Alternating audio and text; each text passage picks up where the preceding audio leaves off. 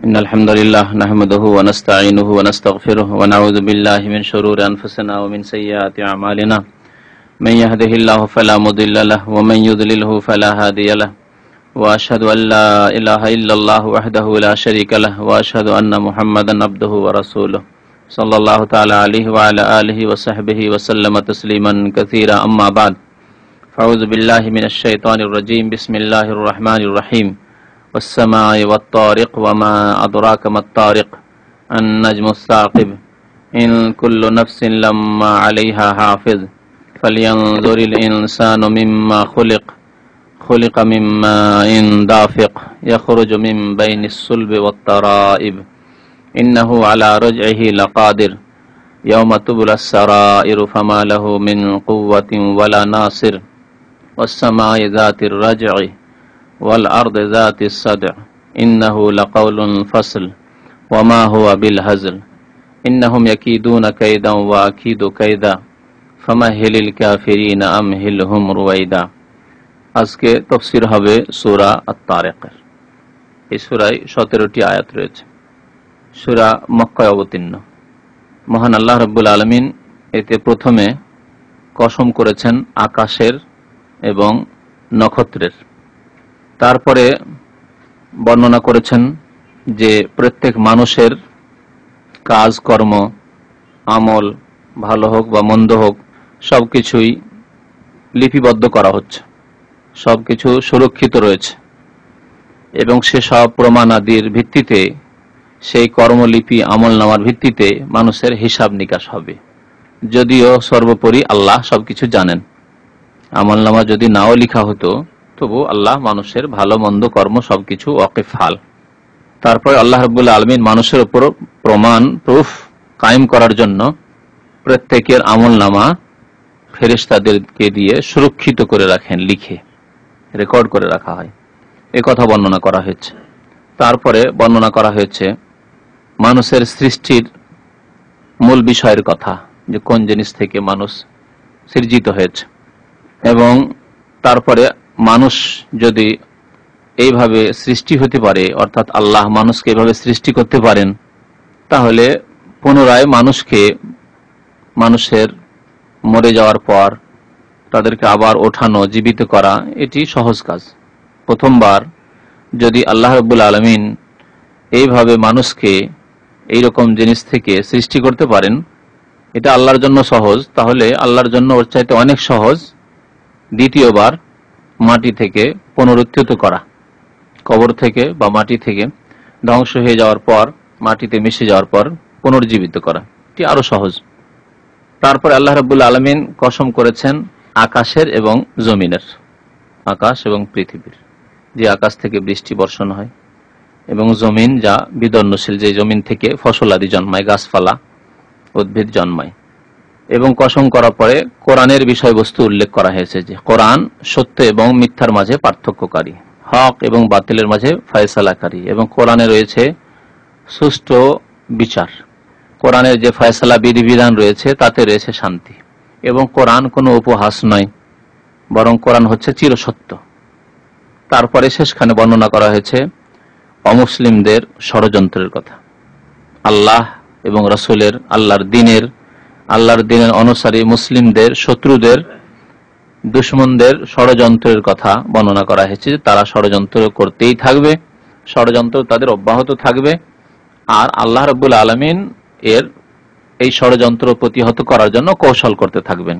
কখন কিভাবে তাদের ষড়যন্ত্রকে ধ্বংস করতে হবে তাও আল্লাহ রাব্বুল আলামিন করতে রয়েছেন। এবং নবী করিম সাল্লাল্লাহু আলাইহি ওয়াসাল্লামকে এই ক্ষেত্রে সান্ত্বনা দেওয়া হয়েছে যে তোমার বিরুদ্ধে বা ইসলামের বিরুদ্ধে যে ষড়যন্ত্র হচ্ছে তার জন্য পেরেশান হওয়ার কিছু নয়, বরং তুমি তাদেরকে অবসর দাও, একদিন তারা ধরা খাবেই, সে তাড়াতাড়ি হোক অথবা কিছু সময় পরে হোক, একদিন আল্লাহ রাব্বুল আলামিন তাদেরকে ধরে ফেলবেন। এ হচ্ছে বিষয়গুলি, উল্লেখযোগ্য তিনটি বিষয়। তাহলে একটি হচ্ছে মানুষের আমলের সুরক্ষা আল্লাহর নিকট, আর একটি হচ্ছে মানুষের সৃষ্টি কোনখান থেকে সেই বিষয়, আর আরেকটি হচ্ছে কোরআনের বিষয়। আর কাফেরদের ষড়যন্ত্র এই কোরআনী বিধান আসার পরে কোরআনের অনুসারীদের, কোরআন যারা বাস্তবায়ন করে তাদের বিরুদ্ধে এই বিষয়। আল্লাহ রাব্বুল আলামিন ইরশাদ করছেন ওয়াস-সামাই ওয়াত-তারিক, আকাশের কসম এবং রাত্রে যা আগমন করে তার কসম। ওয়াস-সামাই, ওয়াওকে শপথের জন্য বলা হয়, ওয়াওটি হরফ, এই হরফে জার আরবি গ্রামারে। এই ওয়াও যখন আসে তখন যেই কলেমা যে শব্দের উপর আসে তাকে জের দেয়, কাসরা দেয়। যেমন ওয়াস-সামাই, সামা এ হয়ে গেছে, সামা ও নেই। ওয়াও মানে এবং যখন হয় তখন কিন্তু জের হবে না, কাসরা হবে না, তখন ওয়াস-সামাও হইতো। যেমন আগের অবস্থা তেমন থাকতো, বা প্রথমে থাকলে জাম্মা হতো, ওয়াস-সামাও হতো।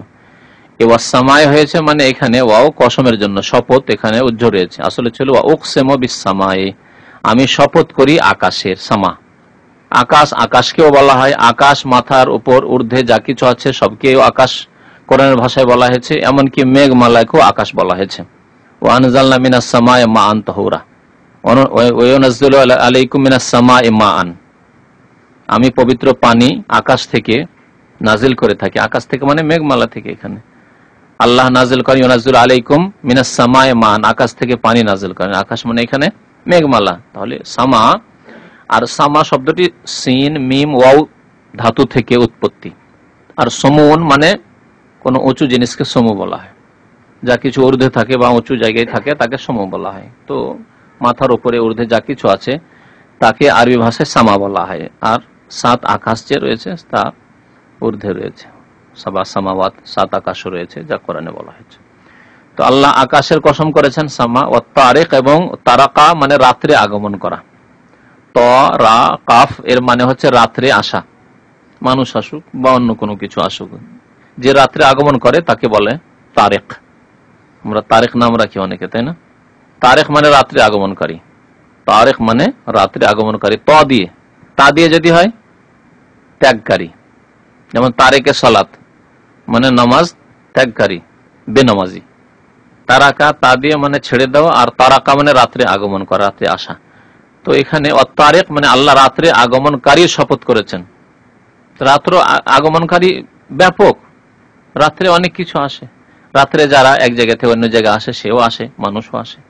রাত্রে যেসব জীবজন্তু রাত্রে আহার সন্ধান করে তারা রাত্রে আসে, দিনে ঘুমায় আর রাত্রে আহার সন্ধান করে তারেক, তারাও। যা দিনে দেখা যায় না রাত্রে দেখা যায়, যেমন চন্দ্র, যেমন নক্ষত্র, তারকা, গ্রহ, এগুলি তারেক, রাত্রে দেখা যায় শুধু, দিনের আলো সূর্যের আলো দেখা যায় না, তারেক। কিন্তু যেহেতু আল্লাহ স্বয়ং এই তারেকের তফসির করে দিয়েছেন সেজন্য আর ওই ব্যাপক তফসির নেই। তারেকের অর্থ হচ্ছে কি বললাম, নক্ষত্র, না নক্ষত্র। আল্লাহ জিজ্ঞেস করেছেন, আল্লাহ তার জবাব দিয়েছেন যে তারেক কি। ওমা আদরাকা মাত তারেক, হে নবী তুমি জানো কি মাত তারেক, তারেক কি, রাত্রে আগমনকারী কি? জবাব দিচ্ছেন আল্লাহ জিজ্ঞেস করার পরে, আন নাজমুস সাকিব, উজ্জ্বল নক্ষত্র। উজ্জ্বল নক্ষত্র কোন বিশেষ একটি নক্ষত্র হতে পারে, যেমন ধ্রুব তারা এও হতে পারে, আর যেমন অনেকে বলেছেন সোরাইয়া, ধ্রুব তারাকে আরবিতে সোরাইয়া বলে। তো ধ্রুব তারাও হতে পারে, আর যে কোনো নক্ষত্র হতে পারে। আন নাজমুস সাকিব, উজ্জ্বল তারকা হচ্ছে তারেক, যা রাত্রে দেখা যায়, দিন হলে চোখের আড়ালে চলে যায়, দেখতে পাওয়া যায় না। তাহলে আল্লাহ রাব্বুল আলামিন আকাশের কসম করলেন, আর কিসের? নক্ষত্রের কসম করলেন যা রাত্রে আগমন করে। ইন কুল্লু নাফসিন লাম্মা আলাইহা হাফেজ, এখানে ইন মানে না। ইনের দুইটি অর্থ, একটি যদি হয় আর একটি না হয়, না বাচক অর্থ হয়। তো বাক্য হিসাবে যখন যে রকমের কথা রয়েছে তখন সেই রকমের অর্থ ধরতে হবে। এখানে তাফসীরকারগণ ইন মানে না বলেছেন। ইন কুল্লু নাফসিন, এমন কোন ব্যক্তি নেই।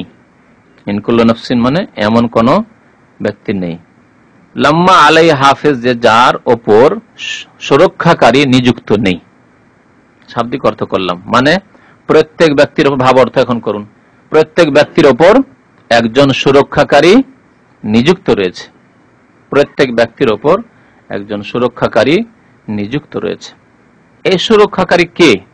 এর দুটি তাফসীর করা হয়েছে। একটি তাফসীরের দিকে ইঙ্গিত করেছি যখন বিষয়বস্তু সম্পর্কে বলছিলাম প্রথমে, তখন তা হচ্ছে ফেরেশতাগণ যারা আমলনামা সংরক্ষণ করে, লিখে রাখে, রেকর্ড করে। তো তাদের সংখ্যা তো এক নয়, কি এখানে এক বচন বলা হয়েছে, অন্য জায়গায় বহু বচন বলা হয়েছে, ঠিক না? আর আরেক জায়গায় দুই ফেরেশতার কথা বলা হয়েছে কোরআনে। কোরআনের এইরকম ভঙ্গি রয়েছে কোরআনে। যেমন মালাকুল মউতের ক্ষেত্রে বলা হয়েছে, মরণের ফেরেশতাদের ক্ষেত্রে এক জায়গায় একজনের কথা বলা হয়েছে, ইয়াতাওয়াফাকুম মালাকুল মউত, তোমাদেরকে মরণের ফেরেশতা, এক বচন মালাক, মরণের ফেরেশতা তোমাদেরকে মৃত্যু দান করে থাকেন, তোমাদের জান কবজ করে থাকেন। আর অন্য জায়গায় বলা হয়েছে তাওয়াফাতু রাসূলুনা, আমার রাসূলগণ অর্থাৎ ফেরেশতাগণ মরণ দিয়ে থাকেন, মানে জান কবজ করে থাকেন, রূহ কবজ করে থাকেন। তাওয়াফাতু রাসূলুনা, রাসূলের বহুবচন, এখানে রাসূল ব্যবহার করা হয়েছে। একজন হচ্ছে ফেরেশতা মালাকুল মউত, সে নেতা মরণের, যে মালাকুল মউত, আর তার অনেক সহযোগী রয়েছেন। তাওয়াফাতু রাসূলুনা কোরআনে আয়াত প্রমাণ করে। ঠিক তেমনি হাফেজ আল্লাহ রাব্বুল আলামিন এক বচন বলেছেন যে সুরক্ষাকারী রয়েছে। সুরক্ষাকারী এখানে সংখ্যা উদ্দেশ্য করে, সুরক্ষাকারী রয়েছে যারা সংরক্ষণ করে রাখে কি কি আমল হলো, কি কর্ম হলো, কি কথা বললেন, সে কথা হোক অথবা কর্ম হোক। কথা হোক, কথার ওপর নেকি গুনাহ রয়েছে, আর কর্মের ওপর, আমলের ওপর নেকি এবং গুনাহ রয়েছে, সওয়াব এবং পাপ রয়েছে। সূরা কাফে আল্লাহ বলেছে ইয ইয়াতালাক্কাল মুতালাক্কিয়ানি আনিল ইয়ামিনি ওয়া আনিশ শিমালি কাঈদ, দুই ফেরেশতা ডান দিকে ও বাম দিকে বসে রয়েছে। মা ইয়ালফিযু মিন কাওলিন ইল্লা লাদাইহি রাকিবুন আতীদ, এমন কোন কথা মানুষের মুখ দিয়ে উচ্চারণ হয় না, আর কথার সাথে সাথে আমল যে কোনো কর্ম হয়, লাদাইহি রাকিবুন, তারা প্রস্তুত রয়েছে রেকর্ড করার জন্য। মুতালাক্কিয়ান বলা হয়েছে দ্বিবচন। আমপারার আরেকটি সূরায় রয়েছে কিরামান ওয়া ইন্না আলাইকুম লাহাফিজিন, ওয়া ইন্না আলাইকুম লাহাফিজিন কিরামান কাতিবিন, সূরা মুতাফফিফিন।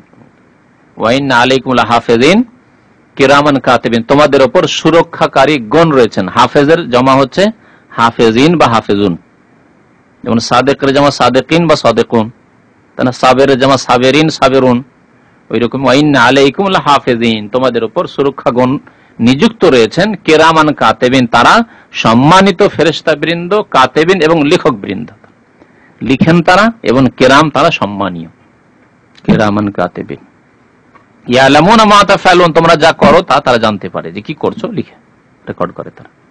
তো এখানে ওই হাফেজের কথা বলা হয়েছে একটি তাফসীর। আর একটি তাফসীর, হাফেজ এক বচন যদি ধরা হয় যে এক বচনই, তাহলে সেই তাফসীরে এখানে আমলনামা লিখছেন ওই ফেরেশতার কথা বলা হয়নি, এখানে হেফাজতকারী, সুরক্ষাকারী, বডিগার্ড, এই তাফসীর রয়েছে। প্রত্যেক মানুষের সাথে তার হেফাজতকারী একজন ফেরেশতা নিযুক্ত আছে। বিপদ আপদের সম্মুখীন হইলে আল্লাহ যদি তার তকদিরে ওই বিপদ না রাখে, সেই ফেরেশতা তার বিপদ দূর করে, মানে হেফাজত করে। অ্যাক্সিডেন্ট হলো, আশেপাশে সবাই মরে গেছে, লোকটির কিছু হয়নি, দেখা যায় অনেক সময় না যায় না। কয়েকদিন আগে একটা ঘটনা শুনলাম, অ্যাক্সিডেন্টে স্বামী স্ত্রী দুজন আহত হয়েছে, ছোট্ট বাচ্চা, যেটা কিছু হয়নি, কিছু হয়নি তার। তো এই হাফেজের অর্থ, এই অর্থ তাফসীরকারগণ করেছেন দ্বিতীয় তাফসীর, যে প্রত্যেক মানুষের সাথে তার হেফাজতকারী আছে। যখন তার তাকদীরে আছে যে না এই অ্যাক্সিডেন্ট ঘটবেই, মৃত্যু পৌঁছে গেছে, মৃত্যু মুহূর্ত, আজল নির্দিষ্ট সময় মরণে পৌঁছে গেছে, তখন তো আর হেফাজত করবে না সে, যেহেতু তোমার ভাগ্যে এটা আছে, হইতেই হবে এটা। আর ভাগ্যের নেই, অথচ অ্যাক্সিডেন্ট হয়ে গেল, হেফাজত করতে হবে ওই ফেরেশতা, তখন বাঁচান, কিভাবে বাঁচাতে হবে। শুধু এটা অ্যাক্সিডেন্টের ক্ষেত্রে নয়, মানে গাড়ি অ্যাক্সিডেন্টের ক্ষেত্রে নয়, অন্য দুর্ঘটনা হতে পারে। চোর ডাকাতে ঘিরে নিয়েছে, মারবে শেষ মুহূর্তে মেরেই দিবে, বাঁচার কোনো উপায় নেই, নিরুপায় ব্যক্তি, মুত্তার, কোরআনের ভাষা আল্লাহ বলেছেন সেই ব্যক্তিকে, আম্মা ইউজিবুল মুত্তার, নিরুপায়ের দোয়া আল্লাহ শোনেন, কেউ উদ্ধার করতে পারে নিরুপায় ব্যক্তিকে, মুত্তারকে। তখন ওই ফেরেশতা উদ্ধার করেন। কিভাবে উদ্ধার করেন? যেভাবে উদ্ধার করতে হয় ফেরেশতা জানেন সেটা, কিভাবে তাকে উদ্ধার করতে হবে সেখান থেকে। তাদেরকে প্রতিহত করে হোক, তাদেরকে মেরে দিয়ে হোক, সাপের দংশনের মাধ্যমে তাদেরকে মেরে দিয়ে হোক, যে কোনো ভাবে তাদেরকে মেরে দিয়ে হোক, বা তাদের মনের অবস্থা পাল্টে দেয়, ছেড়েই দাও লোকটিকে, যাক তো টাকা পয়সা নিয়ে নিলাম, ছেড়েই দাও, যেইভাবে হোক না কেন। ইন কুল্লু নাফসিন লাম্মা আলাইহা হাফিজ, প্রত্যেক মানুষের ওপর হেফাজতকারী নিযুক্ত রয়েছে। তাহলে হেফাজতকারী দুই রকম, এক হচ্ছে তার বডিগার্ড হেফাজতকারী ফেরেশতা, অথবা তার আমলের হেফাজতকারী, আমল সুরক্ষাকারী ফেরেশতা। এই একটি বিষয় ছিল। আর একটি বিষয় হচ্ছে ফালিয়ানজুরিল ইনসানু মিম্মা খুলিক, মানুষকে চিন্তা করা উচিত। নাজারা মানে দেখা, চক্ষু দিয়ে দেখা হয়, আর অন্তর্দৃষ্টি দিয়েও দেখা হয়। তো এখানে বলা হয়েছে মানুষ দেখুক, মানে চিন্তা করুক, চিন্তা করুক। মিম্মা খুলিক, কোন জিনিস থেকে সে সৃজিত হয়েছে। মিম্মা খুলিক, মিন আইয়ি শাইইন খুলিক, কোন বস্তু থেকে তাকে সৃষ্টি করা হয়েছে। চিন্তা করো, যতই শক্তিশালী হয়ে যাও না কেন, যদি প্রথম অবস্থা চিন্তা করো যে তুমি ছিলে কি, বয়স 30 বছরে, 30 বছর আগে যখন মায়ের গর্ভে প্রথম দিন এসেছিলে তখন তোমার নাম কি ছিল? তোমার নাম ছিল বীর্য, মানি। তোমার নাম আব্দুল্লাহ, আব্দুর রহিমও ছিল না, আর তোমার নাম বুশও ছিল না, তোমার নাম ফেরাউনও ছিল না। তোমার নাম কি ছিল? বীর্য, মানি। তখন মানি ছিল তোমার নাম। ঘৃণিত, ঘৃণা করত, সবাই ঘৃণা করত, এমনকি তোমার বাবা মা কাপড়ে লাগলে ঘৃণা করবে, করবে না? ঘৃণিত জিনিস। মিমাইন মহিন আল্লাহ বলেছেন অন্য জায়গায়। এখানে বলেছেন, আল্লাহ জিজ্ঞেস করছেন, জবাবও আল্লাহ দিচ্ছেন, খোলেকা মিম্মাইন দাফিক, সৃজিত হয়েছে মানুষ এমন পানি থেকে যা সবেগে স্খলিত হয়। দাফিক, দাফিক মানে ঝাঁপ দিয়ে যা পড়ে, ঝাঁপ দেয়। তো এই বীর্য মানি যে স্খলিত হয়, বের হয়, সেটা কি হয়? লাফ দিয়ে বের হয়। দাফাক মানে লাফ দেওয়া, জাম দেওয়া। এমন পানি থেকে সৃজিত হয়েছে, এমন বীর্য থেকে যা দাফিক, যা সবেগে স্খলিত হয়। মানি এই, এছাড়া যদি সবেগে স্খলিত না হয় সেটি মানি নয়, মাজি। আর একটি জিনিস রয়েছে, এটা মাজি।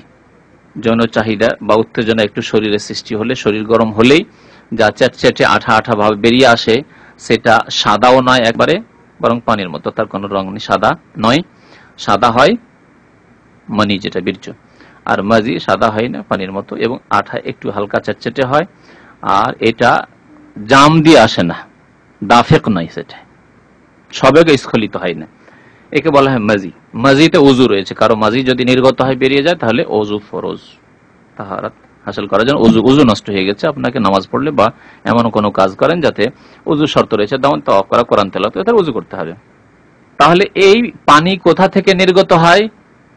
সবেগে স্খলিত বীর্য কোথা থেকে বের হয়? ইয়াখরুজু মিন বাইনিস সুলবি ওয়াত তারাইব, আল্লাহ বলছেন তা নির্গত হয়, ইয়াখরুজু বের হয়, মিন বাইনিস সুলবি মেরুদণ্ড, ওয়াত তারা এবং বক্ষ দেশের মাঝ থেকে, বাইন মানে মধ্য, বাইন মানে মধ্য, বাইনাস সুলবি ওয়াত তারাইব মেরুদণ্ড এবং বক্ষ দেশ এর মাঝ থেকে তার স্খলন হয়, বের হয়।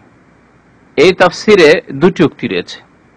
একটি হচ্ছে যে কারো কারো মত যে পুরুষদের মেরুদণ্ড থেকে বেরিয়ে আসে, আর মহিলাদেরও বীর্য হয়, আর নারী পুরুষ উভয়ের বীর্য না হলে সন্তান প্রজন্ম হবে না। দুই বীর্যের সংমিশ্রণে গিয়ে সন্তান সন্ততি জন্মায়।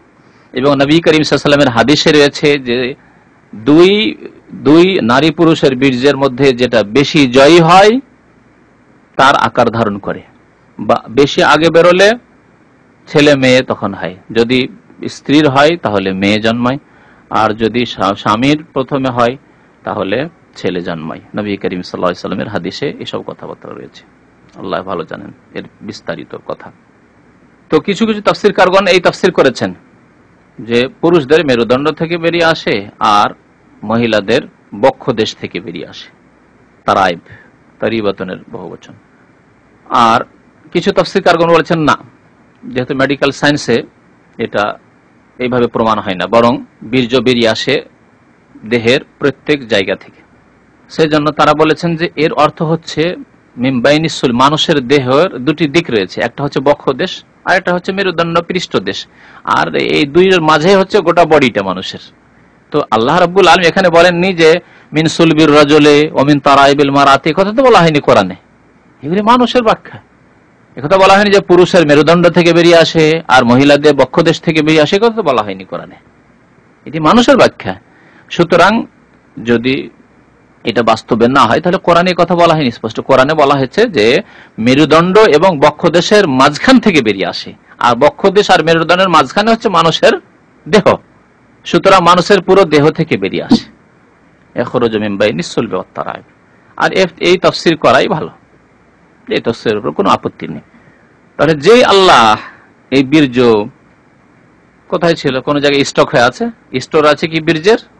শরীরে কোথায় স্টক নেই, হঠাৎ করে তৈরি হলো আর সবেগে তার স্খলন হলো, আর তারপরে ছেলে মেয়ে জন্মে গেল, গর্ভধারণ করলো, আর তারপরে 9 মাস 10 মাসের মধ্যে ছেলে মেয়ের জন্ম হলো। তো যে আল্লাহ রাব্বুল আলামিন এইভাবে মানুষকে সৃষ্টি করেছেন, প্রত্যেক মানুষকে, সেই আল্লাহ কি পুনরায় আবার নিয়ে আসতে সক্ষম নন? তাই আল্লাহ বলছেন ইন্নাহু আলা রাজইহি লাকাদির, নিশ্চয় সেই আল্লাহ তিনি আলা রাজইহি মানুষকে পুনরায় ফিরিয়ে নিয়ে আসতে, পুনরায় নিয়ে আসতে লাকাদের সক্ষম, লাকাদের অবশ্যই সক্ষম।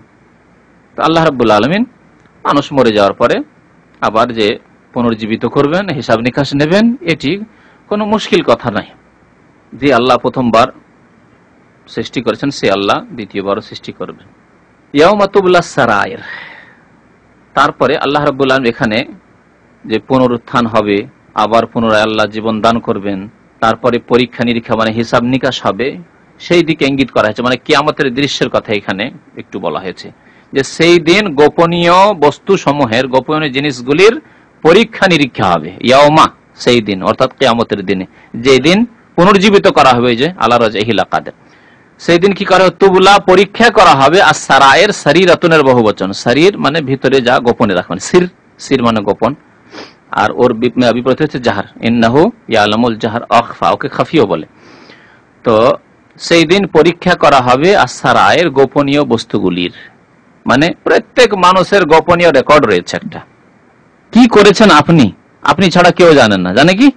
অনেক কাজ রয়েছে, অনেক কথাই রয়েছে যেগুলি আপনার আপনজনও জানে না, আপনার স্ত্রী পর্যন্ত জানে না, আপনার ছেলে মেয়েও জানে না, আপনার বাবা মাও জানে না যে আমার ছেলে এরকম কাজ করেছে, কিন্তু আল্লাহ জানেন। ফেরেশতারা নোট করে রেখেছে, ফেরেশতারা নোট করে রেখেছেন, ইন কুল্লু নাফসিন লাম্মা আলাইহা হাফিজ। তো সেই দিন কি করা হবে? এগুলির পরীক্ষা করা হবে, যাচাই করা হবে যে কার কতটি হচ্ছে, কার কতটি গোপনীয় কাজ, গোপনীয় গুনাহ, গোপনীয় নেকি। গোপনীয় সারায়ের দুই রকমের হতে পারে, ভালো কাজও হতে পারে, যে গোপনে আমি ভালো কাজ করেছি, আল্লাহ ছাড়া কেউ জানে না, গোপন থেকে গেছে, এমন ভালো নিয়ত ছিল আর ভালো কাজ আমি করেছি যে, বা আপনি করেছেন যে আল্লাহ ছাড়া কেউ জানে না, ফেরেশতারা নোট করেছে, কোনো মানুষ জানে না সে ভালো কাজের কথা, সেগুলি পরীক্ষা নিরীক্ষা হবে। আর যেসব খারাপ কাজ গোপনে করেছে, কেউ জানে না সেই ফাইলের কথা, গোপনীয় ফাইল, তার পরীক্ষা হবে। ইয়াউমা তুবলাস সারায়ের, সেই দিন, যেই দিন আল্লাহ পুনর্জীবিত করবেন, সেই দিন গোপনীয় বস্তুগুলির পরীক্ষা নিরীক্ষা করা হবে। ফামা লাহু মিন কুওয়াতিন ওয়ালা নাসির, সেই দিন যখন আল্লাহর কাঠগড়ায় ধরা খাবে, সেই দিন তার জন্য কোনো শক্তিও হবে না, যে শক্তি দিয়ে আল্লাহর শাস্তিকে দূর করতে পারবে। পাপ করেছে, শাস্তি সম্মুখীন হয়েছে, সেই শাস্তিকে তার এমন কোন কুওয়াত, শক্তি, ক্ষমতা নেই তা দিয়ে দূর করতে পারে। ওয়ালা নাসির, আর কেউ সাহায্যকারীও সেই দিন হবে না, কেউ সেই সময় সাহায্য করতে পারবে না, আর তার কাছে নিজেরও কোনো ক্ষমতা থাকবে না যে ক্ষমতা দিয়ে আল্লাহর সেই আযাবকে, শাস্তিকে দূর করবে। তারপরে আল্লাহ আবার কসম করেছেন আকাশের, ওয়াসসামাই যাতির রাজি, শপথ সেই আকাশের, যে আকাশ বৃষ্টি বর্ষণ করে থাকে, মানে সেই আকাশ থেকে বৃষ্টি বর্ষণ হয়ে থাকে। জাতির রাজ, রাজঅন মানে ফিরে আসা, রাজা মানে ফিরে আসা, প্রত্যাবর্তন করা। তো রাজা, রাজা বলা হয়েছে বৃষ্টিকে, আরবি ভাষায় রাজা বলে বৃষ্টিকে, মাতার কেউ। বৃষ্টিকে রাজা কেন বলা হয়, এর কারণ সম্পর্কে বলা হয়েছে যে বৃষ্টি অনেক সময় একবারে আসে না, একবার হয়ে গেল 10 মিনিট, আবার থেমে গেল, আবার চলে আসলো, আবার থেমে গেল, আবার চলে আসলো, বারবার করে ফিরে আসে না বৃষ্টি। সেই জন্য আরবি ভাষায় মাতারকে, বৃষ্টিকে রাজাও বলা হয়। তো সময় সেই আকাশের শপথ যা বৃষ্টি ধারণ করে থাকে, মানে আকাশে আমরা বৃষ্টি দেখতে পাই, মেঘমালা দেখতে পাই, সেখান থেকে বৃষ্টি বর্ষণ হয়। বৃষ্টি বর্ষণকারী আকাশের, আল্লাহ তো বর্ষণকারী, কিন্তু সেখান থেকে বর্ষণ হয়, এই অর্থে বলা হয়েছে। আর কেউ কেউ বলেছেন যে রাজন মানে যেহেতু প্রত্যাবর্তন, ফিরে আসা, তো চক্রশীল অনুবাদ করেছেন কেউ কেউ, শপথ চক্রশীল আকাশের, চক্রশীল আকাশের। তো পৃথিবী ঘুরছে এই অর্থে বলা যেতে পারে, চক্রশীল আকাশের কসম। ওয়াল আরদে জাতিস সাদহ, আরদুন মানে, আরদুন মানে জমিন, পৃথিবী, জাত মানে বিশিষ্ট, ওই যে জাত, ওখানে জাত ছিল, জাতির রাজায়, বৃষ্টি বিশিষ্ট আকাশ। এখানে জাতুস সাদা, সাদা মানে বিদরণ, ফেটে যাওয়া। তো বিদরণশীল জমিনের শপথ, আল্লাহ শপথ করেছেন এমন জমিনের যা বিদরণশীল, অর্থাৎ যাতে ফাটল ধরে, ফাটল ধরে জমিনে, গাছপালা জন্মায়, উদ্ভিদ জন্মায়, ঘাস জন্মায়, ফসল আদি জন্মায়। তখন কি হয়, বীজ থেকে, বীজ যখন তাতে অঙ্কুর হয়ে যখন জমিন থেকে বেরিয়ে আসে, তখন জমিনে ফাটল ধরে না। যদি ফাটল না ধরতো তো কোনো ফসল আদি জন্মাতো, গাছপালা জন্মাতো না। তো কোরআনে আল্লাহ রাব্বুল আলামিন জমিনকে বলেছেন জাতুস সাদহ, এমন জমিনের শপথ যে জমিন বিদরণশীল, ফাটল ধরে থাকে। ইন্নাহু লাকাউলুন ফাসল, আল্লাহ কসম করার পরে বলছেন কোরআনের বিষয়, যে কোরআন, ইন্নাহু মানে ইন্নাল কোরআন, নিশ্চয় কোরআন, যেহেতু কোরআনের আয়াত, বিষয়বস্তু কোরআন, নিশ্চয় কোরআন হচ্ছে লাকাউলুন ফাসল, হক এবং বাতিলের মাঝে, ন্যায় এবং অন্যায়ের মাঝে, ভালো এবং মন্দের মাঝে পার্থক্যকারী, ফয়সালা, ফাসল মানে ফয়সালাকারী, পার্থক্যকারী কথা, কল মানে কথা, আল্লাহর বাণী, পার্থক্যকারী বাণী, আল্লাহর বাণী এবং হক এবং বাতিল, ভালো এবং মন্দের মাঝে পার্থক্যকারী। কোরআন নাযিল হয়ে তাওহীদ এবং শিরকের মাঝে পার্থক্য করে দেওয়া হয়েছে, যে হচ্ছে তাওহীদ আল্লাহর ইবাদত, আর এ হচ্ছে শিরকি, পুতুল পূজা, দেবী দেবতার পূজা, মূর্তির পূজা, কবর মাজার, আল্লাহ ছাড়া অন্যের পূজা, এ হচ্ছে বাতিল। ভালো কাজ এ হচ্ছে হক, খারাপ কাজ হচ্ছে বাতিল। হ্যাঁ, এ হচ্ছে রাসূলের আদর্শ, এ হচ্ছে বিদআত। সুন্নাহ এবং বিদআতের মাঝে পার্থক্য করা হয়েছে, দ্বীন ইসলাম এবং ভ্রান্ত মতবাদের মাঝে পার্থক্য করে দেওয়া হয়েছে। ইন্নাহু লাকাউলুন ফাসল, কোরআনের মাধ্যমে পার্থক্য হয়েছে। কোরআন যদি নাযিল না হতো তাহলে মানুষ নিজের জ্ঞান বিবেক দিয়ে হক এবং বাতিলের মাঝে সর্বক্ষেত্রে পার্থক্য করতে পারতো না। যদিও অল্প কিছু হতো যাদের প্রকৃতি সুন্দর, একটু বিবেক দিয়ে কিছু ক্ষেত্রে বিচার করতে পারে যেটা ভালো কাজ, এটা মনে হচ্ছে খারাপ কাজ, কিন্তু সার্বিক ক্ষেত্রে বরং অধিকাংশ ক্ষেত্রেই সঠিক সিদ্ধান্তে উপনীত হতে পারতো না। ঠিক কিনা? মানুষ নিজের বিবেক দ্বারা সঠিক সিদ্ধান্তে পৌঁছিতে পারে যে এটা ভালো এটা খারাপ? না, পারে না, এতটুকু বিবেক দেওয়া হয়নি। ইন্নাহু লাকাউল ফাসল, নিশ্চয়ই কোরআন হচ্ছে হক এবং বাতিলের মাঝে পার্থক্যকারী, ফয়সালাকারী বাণী। ওমা হুয়া বিল হাজল, এই কোরআনের বাণী উপহাস নয়। হাজল, হাজল বলা হয় ঠাট্টা মজাকের কথা, বলে দিল, কথার কোনো ইয়ে নেই, ভ্যালু নেই, এমনি বলার ছিল বলে দিল, এইরকম কথাবার্তা না। কোরআন ওই রকম উপহাস নাই, উপহাসের কথা বলে দিয়েছে, বাস ওর কোনো বাস্তবতা নেই না, বরং কোরআন হচ্ছে চিরসত্য এবং বাস্তব কথা। তারপর আল্লাহ রাব্বুল আলামিন বলছেন কাফেরদের ষড়যন্ত্রের কথা, যখন কোরআনের কথা বলবে, হকের কথা, সত্যের কথা বলবে, যখন শিরককে বলবে যেন শিরক হচ্ছে বাতিল, আল্লাহর ইবাদত সত্য, তখন একদল ষড়যন্ত্র করবে। তাদেরকে ষড়যন্ত্র করতে দাও, কোনো ক্ষতি করতে পারবে না। ইন্নাহুম ইয়াকিদুনা কায়দা, তারা ষড়যন্ত্র করতেই থাকবে। ইয়াকিদুনা কায়দা, বরং চরম ষড়যন্ত্র করতে থাকবে তারা, শুধু ষড়যন্ত্র না, ইয়াকিদুনা তারপরে কায়দান আল্লাহ বলেছেন, তারা চরম ষড়যন্ত্র করতে থাকবে। ওয়াকিদু কায়দা, আল্লাহ বলছেন আমিও কৌশল করতে থাকবো, আমিও কৌশল করব যে আমার দিনকে জয় কি করে করতে হবে, আমার দিনকে মজবুত কি করে করতে হবে, আমার দিনকে সারা পৃথিবীতে কিভাবে ছড়িয়ে দিতে হবে। আজকে দেখেন যে কাফের জালেমরা মুসলিম দেশে এসে হানা দিচ্ছে, সেই দেশে প্রতিদিন মুসলমান হইতে আছে, মুসলমান হইতে আছে। এক শ্রেণীর লোকেরা বলে যে ভাই ওদের কাছে হচ্ছে টেকনোলজি, ওদের কাছে হচ্ছে সায়েন্স, ওদের কাছে হচ্ছে অস্ত্র শস্ত্র, ওদের কাছে হচ্ছে অত্যাধুনিক অস্ত্র ইত্যাদি ইত্যাদি, তাহলে আমরা কি করে তাদেরকে পরাজিত করব, তাদের উপর জয় হব। আপনি এটাকে অসম্ভব মনে করছেন যে যাদের কাছে এই টেকনোলজি রয়েছে তাদের ঘরের লোকেরা মুসলমান হয়ে যাবে সবাই, হ্যাঁ, আর মুসলমান হয়ে গিয়ে আপনাকে এখান থেকে যেতেই হবে না, তারাই তাদেরকে পরাজিত করবে? এটা কি অসম্ভব? অসম্ভব কি না সম্ভব? শুধু সম্ভব না, বাস্তব। একটি উদাহরণ দিচ্ছি শুধু, খালিদ বিন ওয়ালিদকে জানেন তো? সাইফুল্লাহ খালিদ বিন ওয়ালিদ কে ছিল সে? সাহাবা তো পরে, প্রথমে কে ছিল? কুরাইশদের কমান্ডার, কাফেরদের কমান্ডার। ওহদে মুসলমানদের ক্ষতি হয়েছে খালেদের হাতে, আবু সুফিয়ানের হাতে, ঠিক না? খালিদ বিন ওয়ালিদের হাতে, আবু সুফিয়ান হাতে। 50 জন লোক যখন ওই পাহাড় থেকে, রোমাত পাহাড় থেকে নেমে গেল, তখন পেছন দিক থেকে এসে যে ঘেরাও করেছিল, এই কাজটি খালেদ করেছিল। আর খালেদ এই যুদ্ধ বিদ্যা তাদেরকে শিখিয়েছিল যে এইভাবে আমরা তাদেরকে পরাজিত করতে পারবো। এই খালেদ দিয়ে ওহদে মুসলমান 70 জন শহীদ হলো এবং এই ক্ষতি হয়েছিল।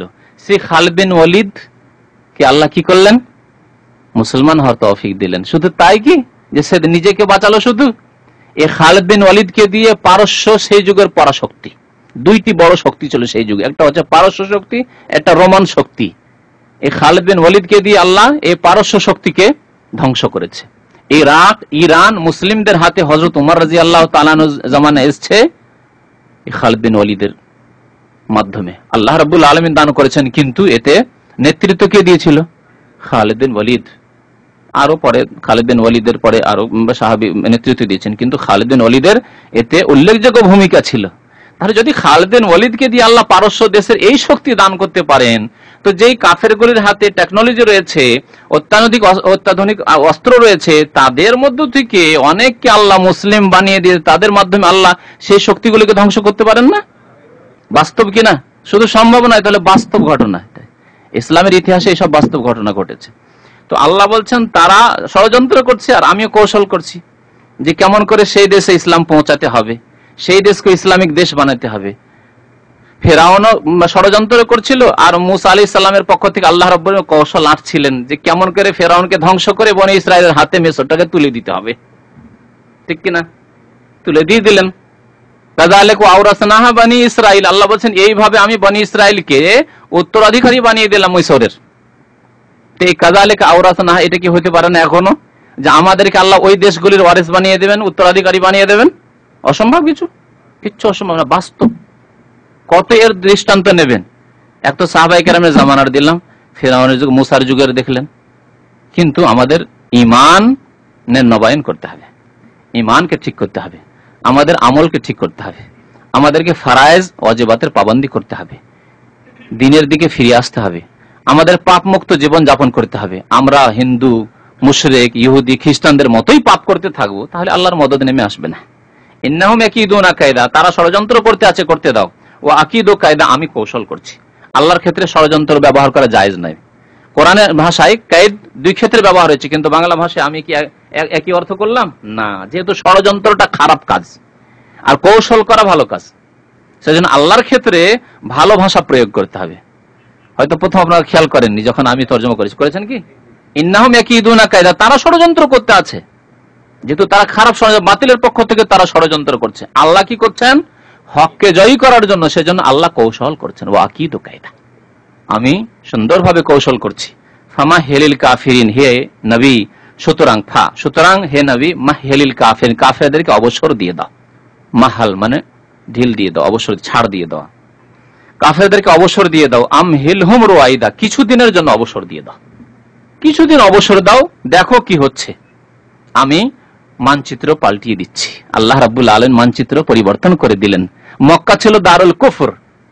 প্রথম হিজরিতে যখন হিজরত করে মদিনা আসলেন, কেমন দারুল কুফর ছিল। যে প্রথম হিজরি শুধু না, ষষ্ঠ হিজরিতে হুদাইবিয়ার সন্ধি, মক্কায় ঢুকতে দিলই না কাফেররা। দিল কি নবী সাল্লাল্লাহু আলাইহি ওয়াসাল্লামকে ঢুকতে? দারুল কুফর এমন কাফের রাষ্ট্র যে সেখানকার ভিসা পেলেন না নবী সাল্লাল্লাহু আলাইহি ওয়াসাল্লাম। কথা বুঝতে পারছেন? যেমন এখন অনেক ধার্মিক লোক, তাদের দাড়ি দেখে কিছু দেশে ভিসা দেওয়া হয় না। আরে বাপরে, সন্ত্রাসী হবে, দাড়িওয়ালা ভিসা দেওয়া হবে না, ঠিক না? তো নবী করিম সাল্লাল্লাহু আলাইহি ওয়াসাল্লামকে মক্কার কাফেররা এই দারুল কুফরে ঢোকার জন্য ভিসা দেয়নি, অথচ তিনি বলেছেন যে আমি কিচ্ছু করতে জানি, শুধু উমরা ইবাদত বন্দেগী করতে যাচ্ছি। ঢুকতে দেয়নি।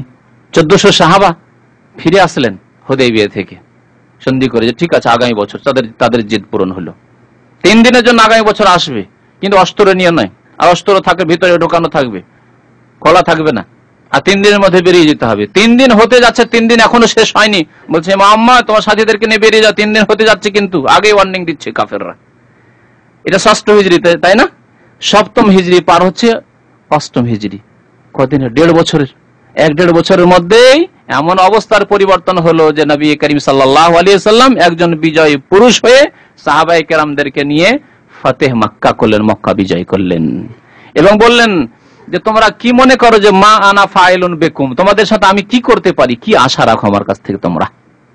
তখন সবাই সারেন্ডার হয়ে বলছে যে আনতা করিমুন ইবনু করিমিন, তুমি সম্মানিতর ছেলে, তোমার কাছে আমরা কল্যাণের আশা করি, দয়ার আশা করি, তুমি প্রতিশোধ নেবে না, যা আমরা অন্যায় করেছি প্রতিশোধ নেবে না।